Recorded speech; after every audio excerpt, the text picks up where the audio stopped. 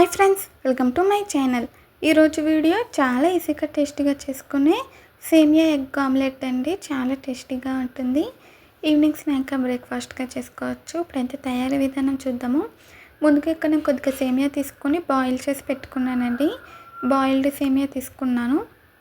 తర్వాత ఇందులోకి మనం ఆమ్లెట్లోకి కావాల్సినవన్నీ కూడా వేసుకోవాలి. ముందు చిన్నగా తరిగిన ఉల్లిపాయ ముక్కలు, అలాగే పచ్చిమిర్చి తరుగు వేసానండి.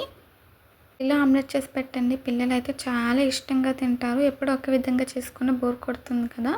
ఒకసారి సేమియా వేసి ట్రై చేయండి. ఇప్పుడు కొద్దిగా పసుపు, రుచికి సరిపడా ఉప్పు, కొద్దిగా కారం వేసానండి.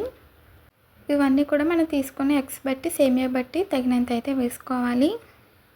ఉప్పు, కారం, పసుపు వేసాక ఒకసారి బాగా కలపాలండి. ముందుగా సేమియాకి ఇవన్నీ కూడా బాగా కలిసేటట్టు కలుపుకోవాలి. తర్వాత ఎగ్ వేసుకోవాలండి. ముందు ఎగ్ వేసేస్తే సేమియాకి సరిగ్గా కలవకుండా అయిపోతుంది, సరిగ్గా మిక్స్ అవ్వదు. ఇలా మిక్స్ చేసిన తర్వాత ఎగ్ అయితే వేసానండి. ఎగ్ వేసుకొని బాగా బీట్ చేసుకుంటూ కలుపుకోవాలి. పైన ఇలా బబుల్స్ వచ్చేలాగా బీట్ చేసుకుంటూ కలుపుకోవాలి. చూడండి, కలిపేసాక చూపిస్తాను. ఇలా ఉండాలండి. తర్వాత ప్యాన్ పెట్టాను. హీట్ అయ్యాక ఆయిల్ వేసానండి. ఆయిల్ కూడా బాగా హీట్ అవ్వాలి. హీట్ అయిన తర్వాత అందులోకి మనం కలిపి పెట్టుకుని ఎగ్ మిశ్రమం వేసేయాలి. ఆమ్లెట్ అయితే వేసుకొని లో ఫ్లేమ్లో పెట్టేసి మూత పెట్టేసి ఉడికించుకోవాలండి. సేమియా వేసాం కదా, లో ఫ్లేమ్లో పెట్టి ఉడికించడం వల్ల ఆమ్లెట్ అనేది బాగా కుక్ అవుతుంది. ఒక సైడ్ మంచిగా కలర్ వచ్చాక రెండో సైడ్కి అయితే తిప్పుకోవాలండి. మూత తీసాను. ఒక సైడ్ కలర్ వచ్చిందో లేదని చెక్ చేసుకుని కలర్ వచ్చిన తర్వాత రెండో సైడ్కి అయితే తిప్పానండి. చూడండి, ఇప్పుడైతే రెండో సైడ్ తిప్పాను. రెండో సైడ్ కూడా లో ఫ్లేమ్లో పెట్టేసి మనం కుక్ చేసుకోవాలి. రెండో సైడ్ కూడా మంచిగా గోల్డెన్ కలర్ వచ్చేంత వరకు కూడా ఫ్రై చేసానండి.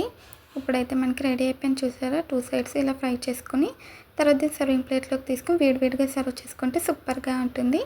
అంతేనండి, సేమియా ఎగ్ ఆమ్లెట్ అయితే రెడీ అయిపోయింది. ఈ వీడియో నచ్చితే ప్లీజ్ లైక్ చేయండి, షేర్ చేయండి, సబ్స్క్రైబ్ చేయండి, అలాగే కామెంట్ చేయండి. మళ్ళీ కొత్త వీడియోతో కలుద్దాం. అంతవరకు బాయ్ ఫ్రెండ్స్.